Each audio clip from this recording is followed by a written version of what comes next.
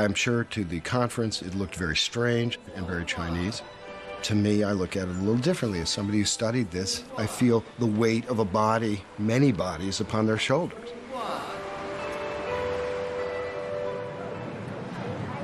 Okay, well, thank you very much for coming to report on this event. The reason we are here today because the World Transplant Conference is taking place in San Francisco. China has a huge number of transplants, largest in the world after the U.S., but no explanation of the sourcing. They have said prisoners sentenced to death and then executed, but they don't give numbers. I was a skeptic of the idea of forced live organ harvesting of prisoners of conscience. I did not believe it when I first heard the story, but the evidence is unmistakable. And here we have a lot of Falun Gong practitioner survivors from the torture and persecution. I was in the labor camp, the Changhe labor camp in Beijing for 3 years. Every 3 months, we got a blood test, and only Falun Gong practitioners will got blood test. So they sent me to a military hospital and they do all the physical exam for me.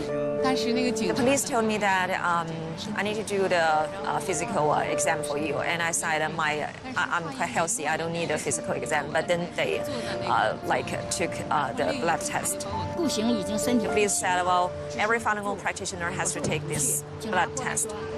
I think it's a matter of education. People are very busy, but once people find out the magnitude of this crime, a lot of these people are operated without, it's not voluntary, and sometimes not even anesthesia medication, and just wipe out, take all the organs out and then burn the body. We know that the majority of these organs are coming from prisoners of conscience, not just Falun Gong, Uyghurs, Tibetans, House Christians. Does that follow our values? Is that part of American values? Is that a medical value? There remains an abuse, a concern, and debate within the Transplantation Society about what to do with it. But I think this goes much further than the medical community and has to go to the political community as well.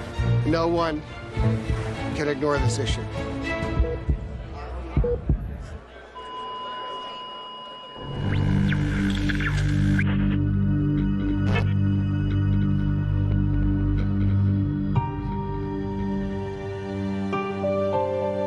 Think of this story as a murder mystery. Murder seems to have been committed, perhaps tens of thousands of murders.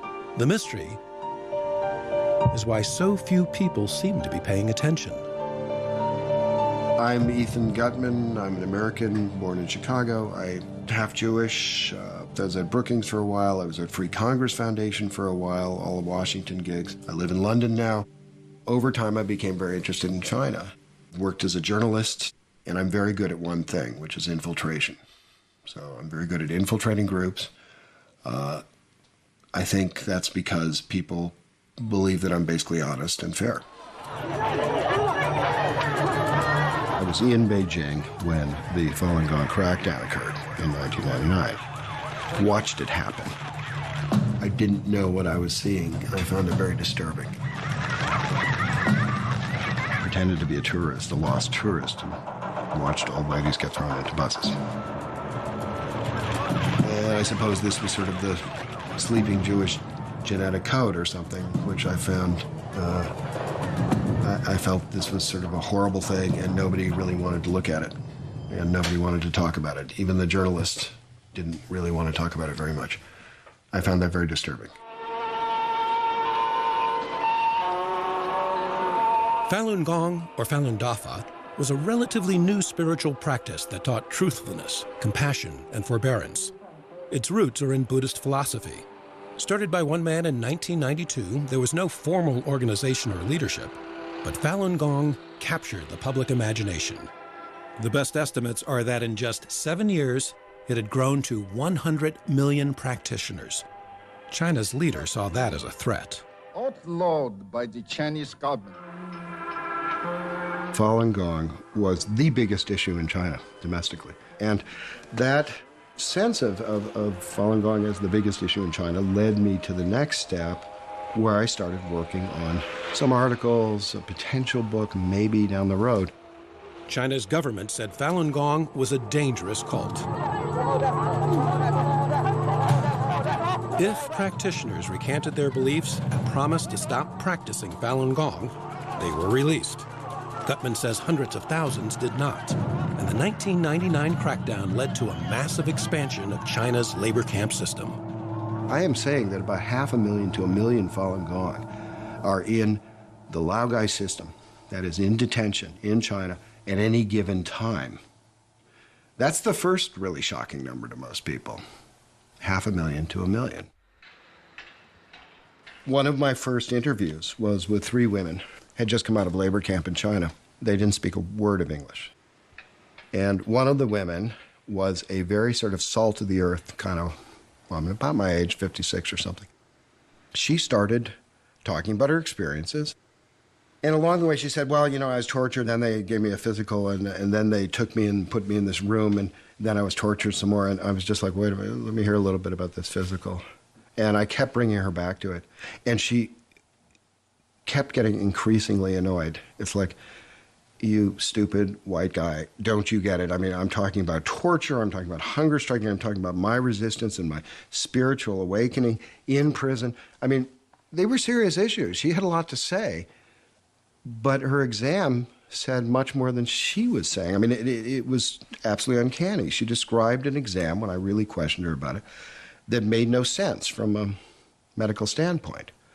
It was as if somebody was checking the health of her organs and nothing else. I could find no medical explanation. I've talked to many doctors. I've never found any kind of there's no other explanation for what was happening. And the most telling, of course, was the eyes, that they shined a light in her eyes, did not do a peripheral vision test, did not do anything involving eyesight. They're just checking the corneas. And I admit that a chill passed over my spine. I said, I didn't say it aloud, but a chill went down my spine. Oh my God, this is real. This is in labor camp. Basically, people get starved and beaten in labor camps. They don't get sent to top-flight hospitals.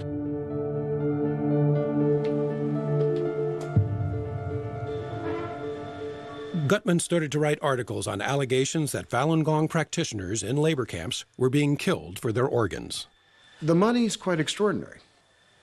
And so when you start moving to political prisoners, you're talking about something that's kind of pure profit. So you are talking about, you know, up to 200,000, say, per person. China's government has always denied it. Gutman kept plugging away on the story. I was giving a talk at Westminster. It was sort of an informational talk, and it was open to the public. There were a couple of MPs there, as I remember it, and we opened it up for questions, and this man stood up and said, I did this. I performed this surgery on a living human being. And I raised my hand, and they called me. I said, what I'm going to say is not question, also is not comment. I want to tell you a story.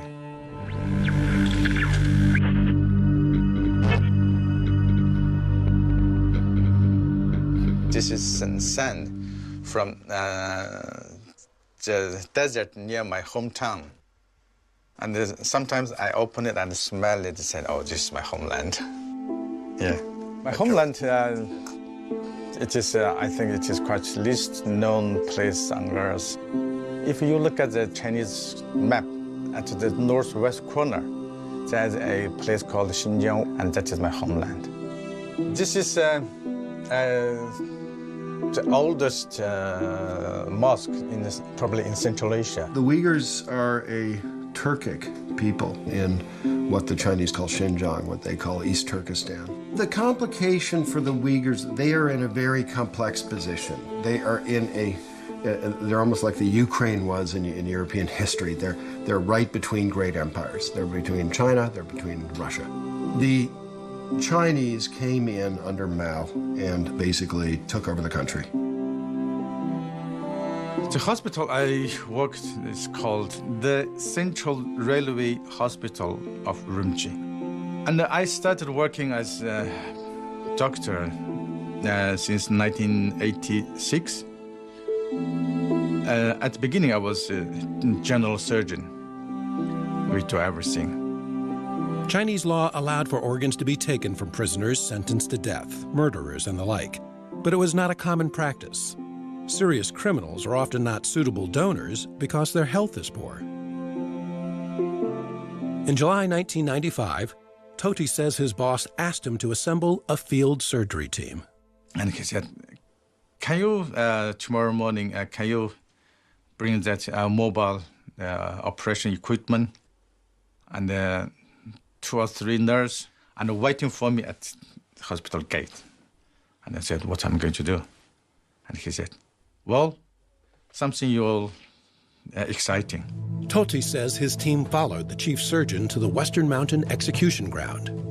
So my chief surgeon said, you wait behind this hill, you wait here.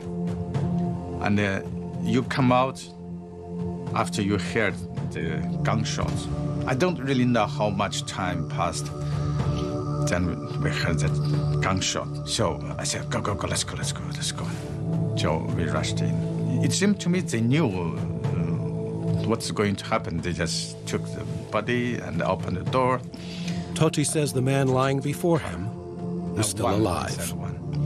And then my surgeon said, okay, Dr. Anwar, that is your job now. To, as quick as possible, remove liver and kidney. From my common sense, that I understood that I don't need to wait for anesthetic. So you don't worry if you hurt or if you damage the organ next to it, because you don't care. This man died not because of that shot. That shot to his right. They try to avoid this heart. Right. So generally, if you receive one shot to the right, you can survive. He received shot to the right, and I removed his, and he's dead. Chief surgeon, they took these things and they put in the special box. I have never seen such box, 2. And they said, okay, now you take your team back home, and remember, nothing happened today.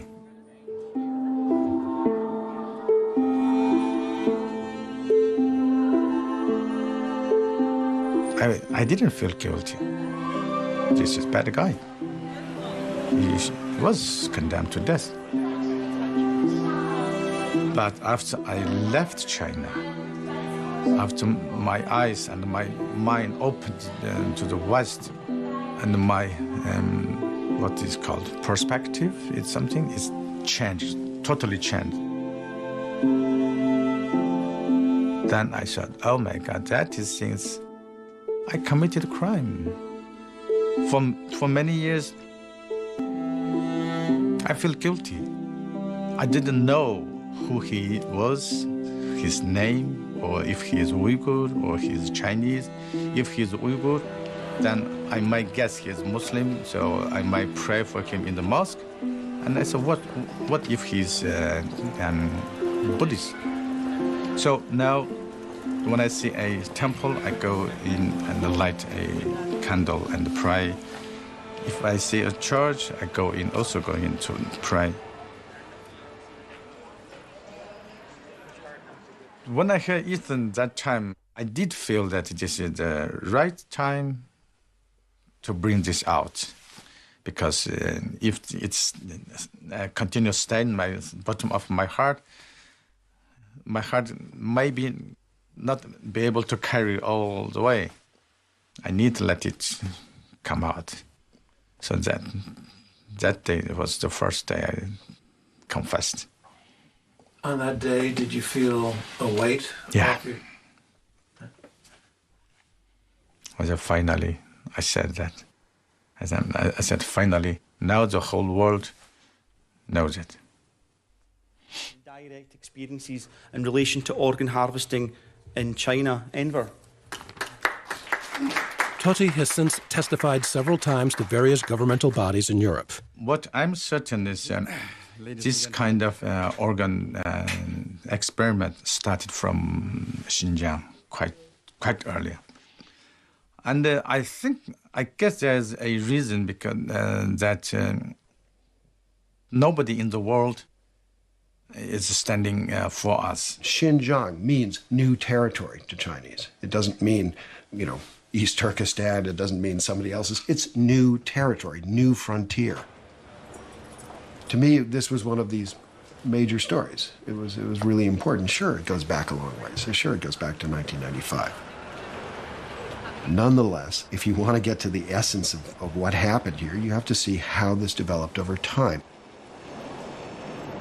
If you even want to understand Nazi Germany, you have to understand they did not start with the Jews. They started with cripples. They started with people who were mentally challenged. And then once they realized that the public could kind of accept that, they started moving to the next measures.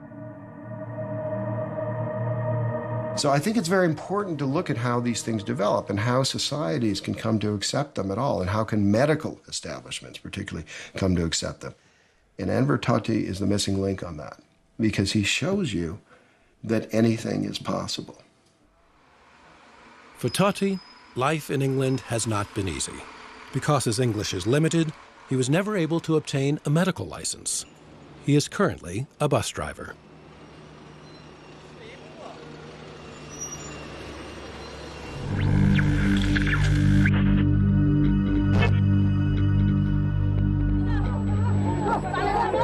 By 2000, Falun Gong practitioners were disappearing into labor camps in mass numbers.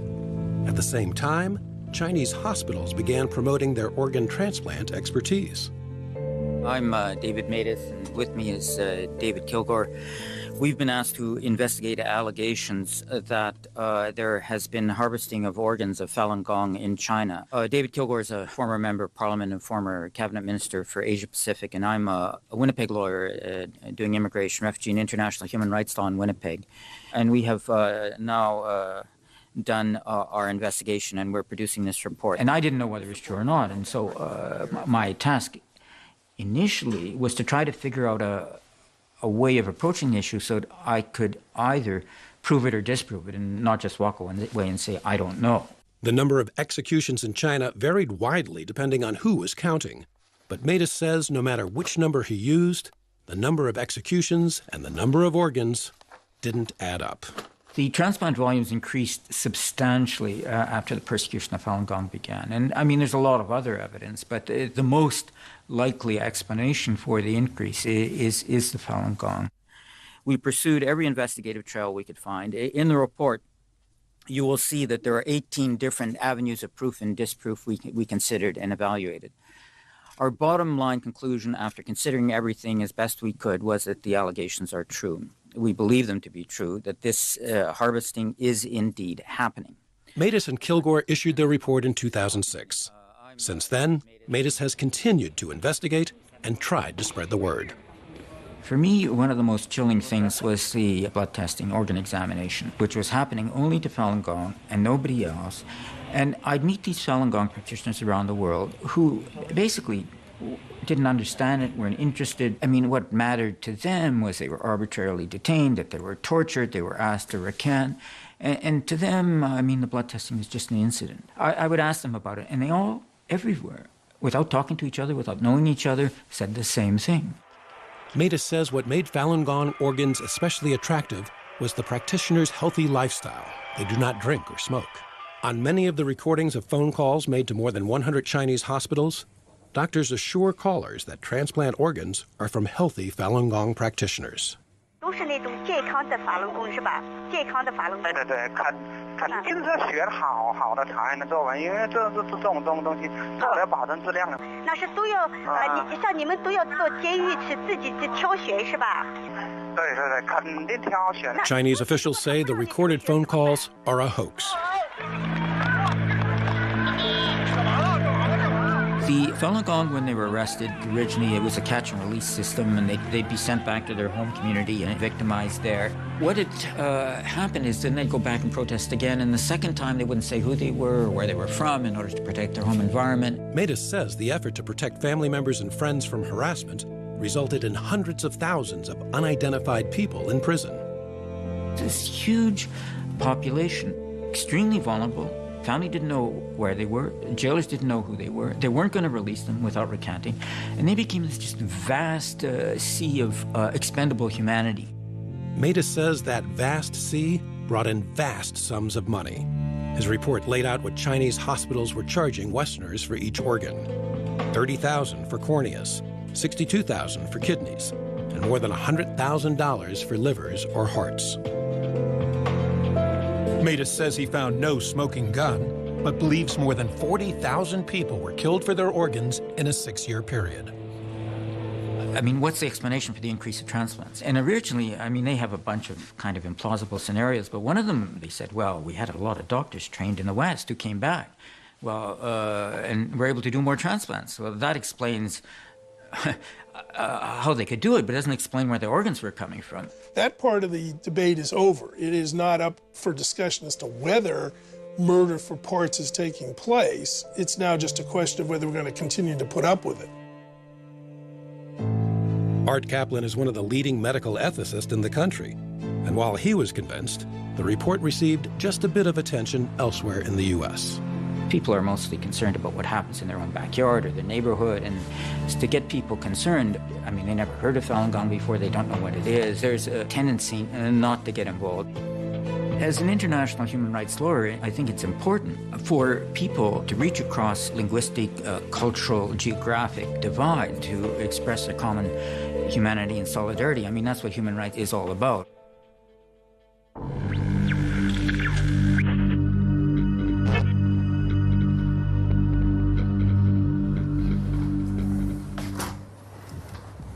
The year was 2005. A patient of mine who's been hospitalized in my department on top priority list for heart transplant for almost a year came to me one day and told me, "Doc, I have to tell you that I was told," so he said, by my insurance company to go into China in 2 weeks' time as I'm scheduled to undergo heart transplantation on a specific date.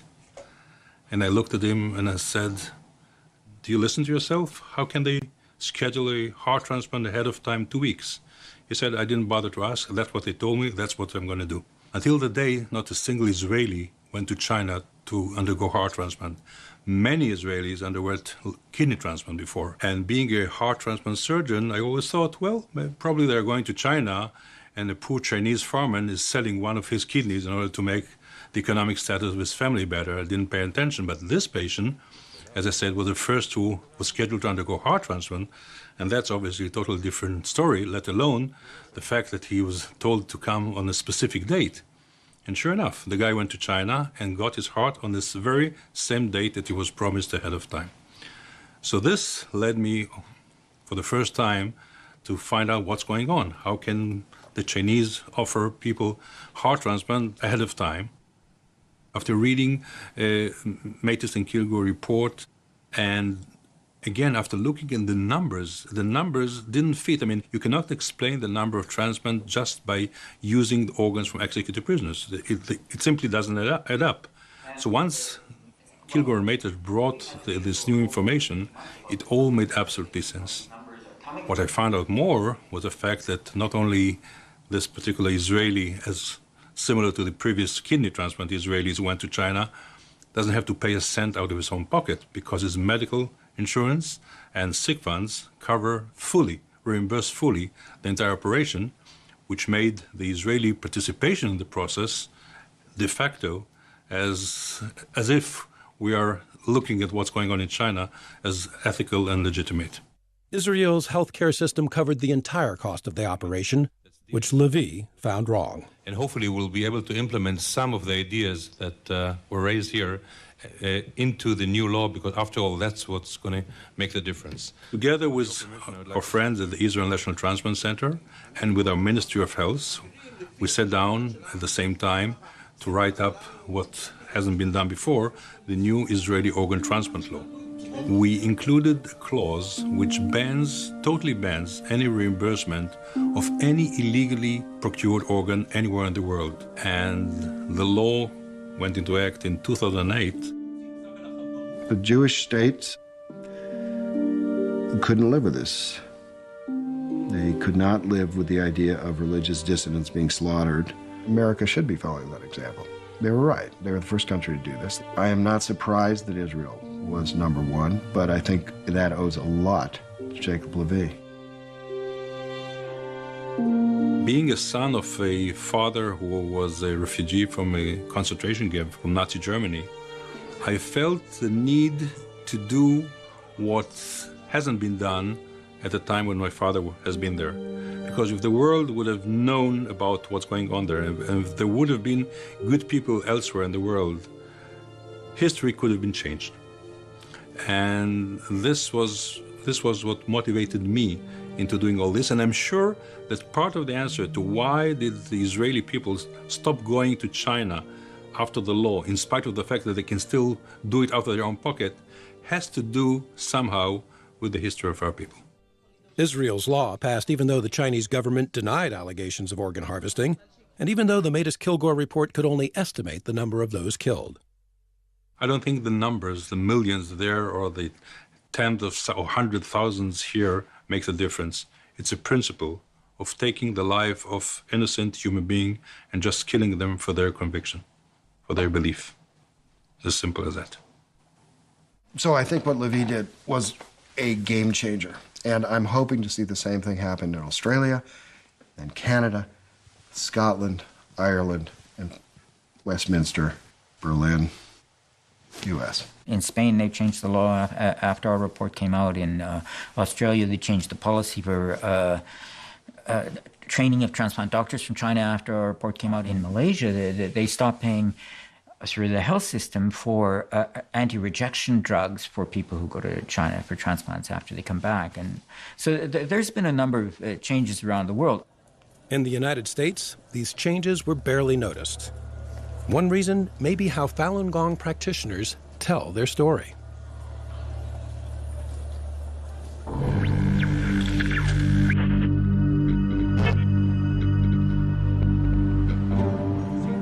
On many city streets around the world, you'll see them. They often wear yellow shirts. They push literature at passers-by, demonstrate at public events, and tell stories of torture. Two male policemen, they were put me taped, handcuffed me to that position. That 2个手卡在紧紧的，完再用这么宽的布袋子把双手缠上。 Both of my hand was handcuffed to the top upper back. I went through all kind of torture. Yeah, 被吊起来打，昏过去，醒来后又死人床上抻下来，跟死人一样。I was handcuffed and then tortured physically, almost died. At that night, I was tortured and interrogated, and they just tried to force me to tell my name.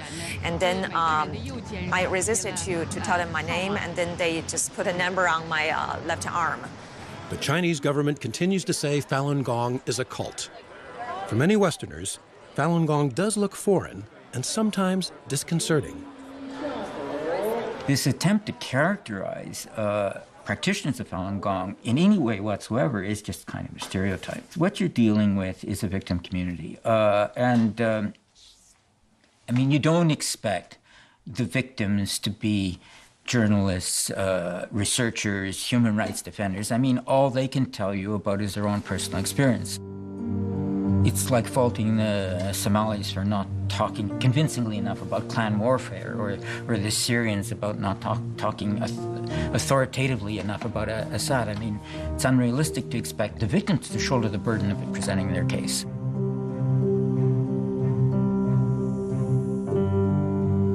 I was blood tested, not only blood test, chest X-ray, and blood pressure, and eye test, and kidney test, everything. We are just outside the Chinese embassy, and this is our vigil to raise the awareness about the persecution of Falun Gong in China. And this persecution lasts for over 14 years, and it's still going on. It's not only the persecution. Now the worst thing is the organ harvesting. The Chinese embassy vigil in London has been going on 7 days a week, 24 hours a day, since 2002.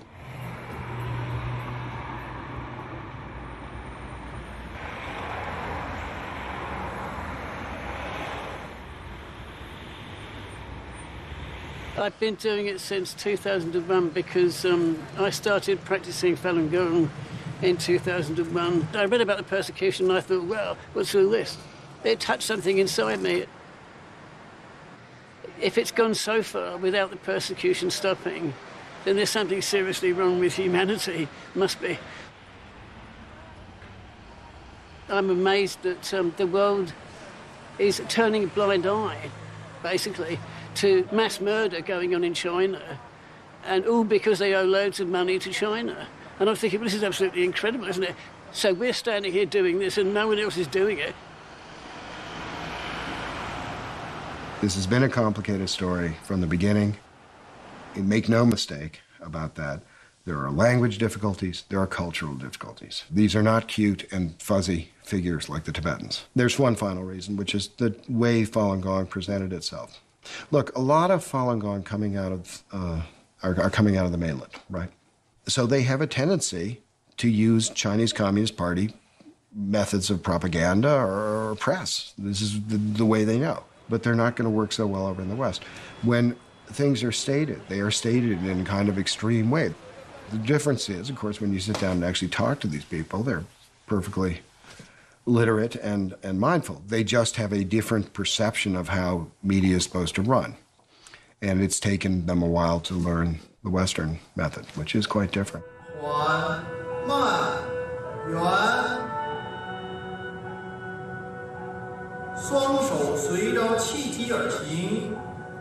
The story of Xiaodan Wang is a case in point. Xiaodan's father was a prominent Falun Gong practitioner in Beijing. He was one of the very first to be arrested in the 1999 crackdown. Xiaodan was going to school in the U.S. when she saw her father on CNN being sentenced to prison for 16 years. It was just like a day of crying for me. And I remember very, very vividly, I was just like kneeling down on the floor, and this is like a big TV, and I just touched my dad's face because CNN was broadcast like on a rotating schedule. And so I just touched his face. I just felt like, I just felt my whole world has changed. The shy 18-year-old girl slowly became an activist. To society, like teachers, doctors, musicians, they were all tortured to death. And I really want to make things right for my dad, because he's been accused and he's been wronged, and everything happened to him is so unfair.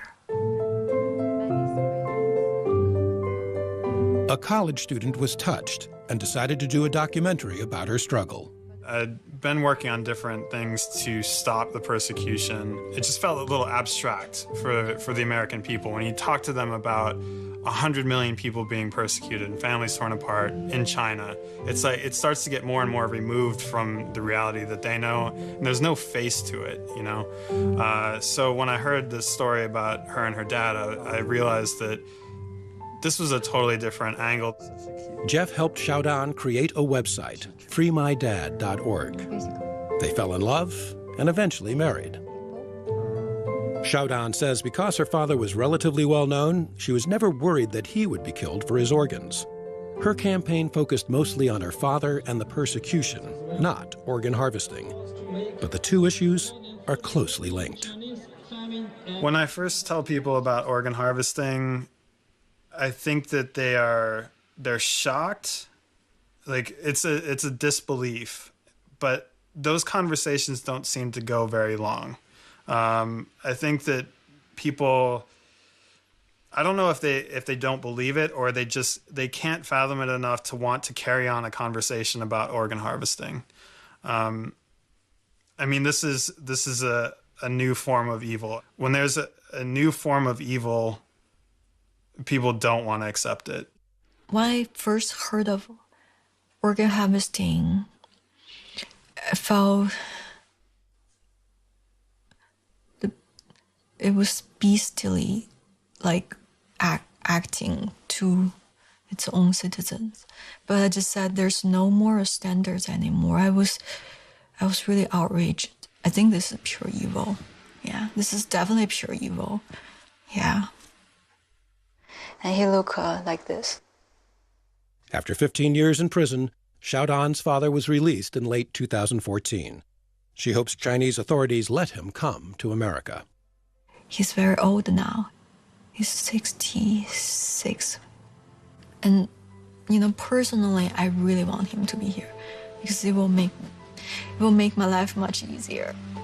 And all I remember was he spoils me when I was young, and, that feel of being protected by a dad and always have somebody to rely on. I want to have that again. But I think this time I have to take care of him. When she was young, her father bought her a piano. Xiaodan hasn't played for years, but she has begun practicing for the day that she can play for her father once again. I hope people who really watch this documentary, they could act up and stop this organ harvesting in China. It's really surprising that after so long, after so many years, the press coverage has actually diminished. And it was a lot in the beginning, and then it's diminished to almost nothing. And it's just shocking to me that with more and more evidence mounting about things like organ harvesting or the labor camp system, that the coverage becomes less and less. It should be getting more and more. And the public outcry for the U.S. to do something about it should be getting stronger.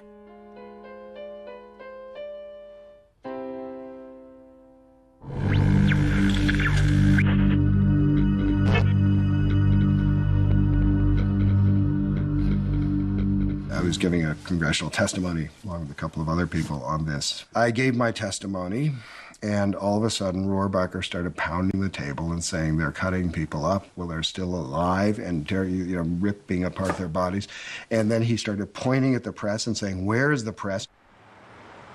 I am Congressman Dana Rohrabacher. I represent the 48th Congressional District in California, which is right along the coast here in Huntington Beach. Not only right along the beach, but Rohrabacher is to the right of most of his fellow Republicans, at least when it comes to China. Nobody in Washington, except a few of us, want to confront China on its gangsterous activities, on its evil activities. What we've had is now businessmen become the advocates of trying not to get the Chinese Communist governments mad and are angry at us. So now what you see in both parties, where on the further to the right and further to the left, are likely to be more active on human rights issues. That's always been part of the China dynamic. I mean, this is not, the mushy middle is the constant in China relations, is that you usually have a left-right alliance, okay? You have the left who are interested in human rights. You have the hard right who cares about religious freedom. And the mushy middle usually cares about the money. The truth is, they're looking at it from the corporate interests. If you want to end a meeting in China, if you're in a meeting with a Chinese government official, all you have to do is mention the words Falun Gong, the meeting's over, okay? And they're leaving and they won't say goodbye. There's no handshake, okay? That's all you have to do. It is the third rail of Chinese politics. China's big, it's powerful, it's rich, and it's got connections everywhere. A lot of the mainstream are concerned by that. Multilateral trade, geopolitical interests, human rights tends to take a back seat. And whereas the extremes, well, they tend to be more principled. In an attempt to raise more awareness, H.R. 281 was introduced into Congress in 2013. The resolution expressed concern over credible reports of systematic, state-sanctioned organ harvesting. Yeah, I think that it's going on. I think it's going on in a big time, and the people over there know about it. We see this as one of the evils of our time, conducted by a gangster regime that does not deserve to be treated like an economic and political partner. The House will be in order. 245 representatives, more than half the House, agreed to co-sponsor. But resolutions alone do not have the power to change foreign policy. My name is Louisa Cohen-Grieva. I'm here at the NED, Vice President for Programs. I've worked for a long time on Asia programs. Really glad to see you, and thank you for coming. Today we are here to hear from Ethan Gutmann, whose book, The Slaughter, is released today. So here's our chance to hear from Ethan what's in the book, and what is the evidence that he has compiled, what do we think of it, and then to also ask ourselves, if we're persuaded, who else needs to be persuaded? Blood testing, not just one little vial. At the same time the House was considering H.R. 281, Gutmann was pushing his brand new book at an event in Washington. Now, I am estimating in the book that 65,000 Falun Gong were harvested for their organs between 2000 to 2008. Now, that does not mean that many more haven't been harvested since that time. There were lobbyists, human rights staffers, and members from China's dissident communities. I hope there will be strong attention paid to this organ harvesting and concern from the U.S. government, especially from the U.S. Congress. Otherwise, the less the U.S. as a superpower expresses concern regarding to the organ harvesting, the more the Chinese government will see this as a green light to further commit crimes against humanity. No one from the major media was there, but a reporter for the Epoch Times was. I write about China, I write about the Communist Party, I write about CCP policies, I write about organ transplant issues in China. The Epoch Times was originally founded by a handful of Falun Gong practitioners in Atlanta. It's now published in more than 30 countries around the world. We don't identify ourselves as a Falun Gong paper. We resist that characterization because we don't teach Falun Gong. We don't speak for Falun Gong. In the ways that matter most, we don't see ourselves as a Falun Gong paper. Do other media want to say, yes, you have an agenda? Yeah, we get that some. We're covering things that they're not covering, and we're covering things in ways that they're not comfortable with. And so it's easier to dismiss someone rather than to look at the merits of what they're reporting. This series of stories delves deep into a topic ignored by other media outlets, but handles it just as deftly as its bigger brethren. In 2013, Robertson received an award from the Society of Professional Journalists for his reporting on organ harvesting. Look at the Kilgour-Matus report. Things don't add up. You don't see exactly what's happening, but everything is pretty obvious. Like, you saw the guy with the murder weapon go into the room. You went in later and there was a victim, and that other fellow is gone. 现在就是说，我想找这种给我的孩子找这种法轮功的，你觉得他能帮我找到吗？那肯定能够找到。能找到啊。I found the phone calls simply irresistible because you can hear the people talking. They're not faked calls. Like it's a nurse or a doctor that's being contacted by someone who's the relative of a person who needs a transplant. And they're saying, I've heard that you've got organs from Falun Gong people which are healthy. And can you confirm that? And how can I be sure? And, the doctor is reassuring them and even boasting and guaranteeing the quality, guaranteeing the time. And, it's the case closed. The organ harvesting story is a story about Falun Gong. Falun Gong is the most sensitive issue for the Chinese regime. No one in the mainstream press that have offices inside China are covering it inside China. Reporters in Beijing can't do the story they can do little bits of the story, but they can't really do this story without losing their job. And because of that, they're missing what is driving events in China, and they're missing the story of what is one of the most catastrophic human rights violations in our time. And the assumption is, this is old news. China human rights is always stale news. The assumption is there's compassion fatigue among the readers. There's assumption is that Falun Gong is not of interest in some way. It's very Chinese. They're not wrong about some of this. David Matus said, this is a form of evil never seen on this planet before. But they've been killed in a way that violates everything that we think sacred, the dignity of their body, the role of the doctor, the role of what the state should be. It's not just mass murder, it's this particular kind of mass murder. Pursuant to Clause 4 of Rule 1, the following enrolled bills were signed by Speaker Pro Tempore Harris on Wednesday, December 17th, 2014. Despite having 245 co-sponsors, H.R. 281 never came up for a vote. It died when the 113th Congress adjourned. The chair declares the second session of the 113th Congress adjourned sine die. This is a crime against humanity.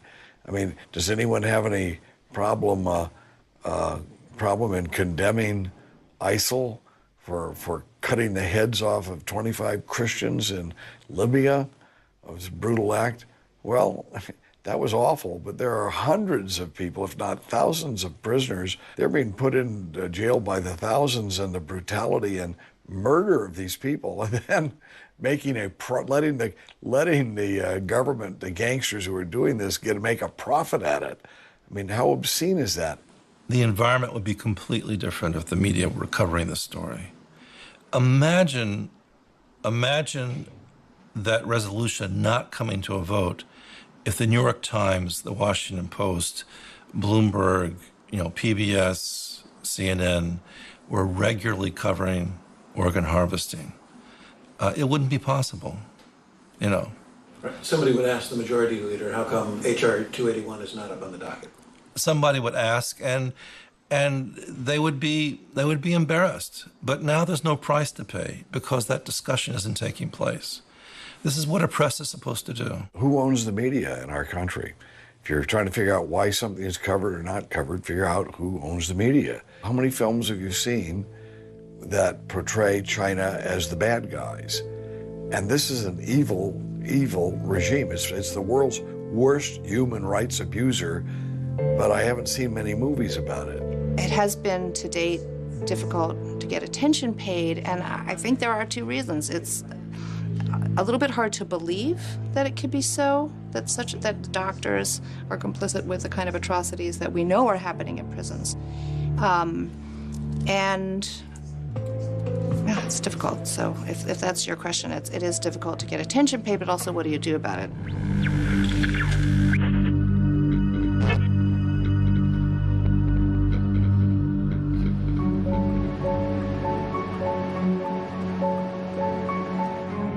Obviously, I, as one person living in Winnipeg, am not going to get worldwide media attention on this issue. I mean, it's difficult enough to get media attention for it in Winnipeg. But if you get more people involved, then it helps because, well, after our report came out, Torsten Trey founded this NGO called Doctors Against Forced Organ Harvesting. Last year, we initiated a petition to the UN High Commissioner for Human Rights. Within 5 months, we collected 1.5 million signatures in more than 50 countries. Asking them to launch an investigation to look at some of these allegations. Now, I mean, yes, they are allegations. I mean, I think the overwhelming evidence from my perspective is that these allegations are true. But the lack of access, the lack of transparency, it's difficult to get firm details. And this, what we were requesting was that the UN Human Rights Office was to investigate this. The petition asked the UN to unravel the mystery and conduct an independent investigation into allegations of organ harvesting. I mean, I was part of the group that went to Geneva to hand it in, and we had the press conference afterwards. We really felt that this was going to be a major change. 1.5 million signatures seemed to be probably one of the biggest petitions they'd ever had. We've had nothing back, almost as if those 1.5 million signatures, that petition is it's almost like it's never happened. After the petition to the United Nations seemed to go nowhere, Sharif made an appeal in the American Journal of Transplantation, asking medical professionals to take a stand. What we've argued in this is there is a big difference between someone who gets executed because they've murdered 15 school children versus someone who's executed simply because of their beliefs. We think of them as prisoners, but a prisoner in China could be a political dissident, someone who holds a religious or spiritual belief that's unpopular. Getting killed because you're a prisoner against your will with no permission. That seems to me to be a core violation of what I've called the dead donor rule. In the US, in Europe, you have to be dead first in order to be an organ donor. In China, they make you dead, and that crosses the ethical line.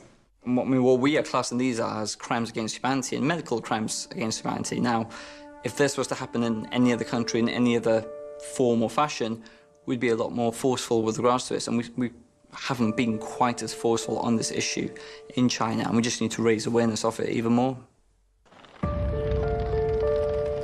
People who are expecting this to sort of just be solved naturally by all we have to do is sit back and they'll fix it, this is wrong. The West has to take a role. And the one role the West can do is say, these are our values. We cannot go beyond this. There are certain lines we can't cross. This is a red line. That's an absolute red line. Yes, I can maybe understand that. You know, life is tough if your kidneys have failed. At the World Transplant Congress in San Francisco, Sharif, Gutman, and Matus took part in a presentation held by Doctors Against Forced Organ Harvesting. You need to send a strong message out that you simply cannot do this.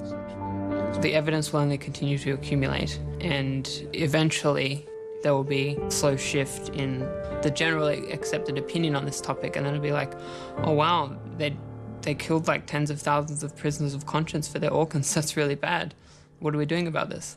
I imagine that will happen at some point, right? It has to. Only a handful of the 7,000 doctors at the Congress were there. Small audience, preaching to the choir. Even if a lot of doctors don't show up from the major conference, it's possible that they're aware that these activities are taking place. And it increases pressure. Whether you're a doctor or a nurse or a dialysis technician, anybody involved in transplantation, you need to be informing patients that participation as a transplant tourist is ethically inappropriate, despite the fact that as a patient you may really need a transplant. When you participate in organ tourism, you are inserting yourself into a network that you really shouldn't be in. We cannot be talking about kind of a transplantation system where these organs are being taken in this way. You cannot benefit people and bring life to people by essentially murdering someone. It's simply just it beggars belief when you think about it. So don't ask me how a physician can take part in this. There's either physicians that are acting as murderers.